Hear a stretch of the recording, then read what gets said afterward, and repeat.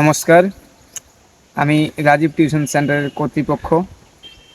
আমাদের আজকের এই ভিডিওটি হচ্ছে একটি বার্তা, যেটি হচ্ছে আমাদের নতুন একটি প্রোগ্রাম অনুষ্ঠিত হতে চলেছে 26শে জানুয়ারি প্রজাতন্ত্র দিবস উপলক্ষে। আমরা একটি প্রোগ্রাম চালু করতে চলেছি, সেটি হচ্ছে ম্যারাথন দৌড় প্রতিযোগিতা, যেটি থাকবে আখিরাপাড়া হাটখোলা ময়দান থেকে খিরকুড়ি বাস স্ট্যান্ড পর্যন্ত।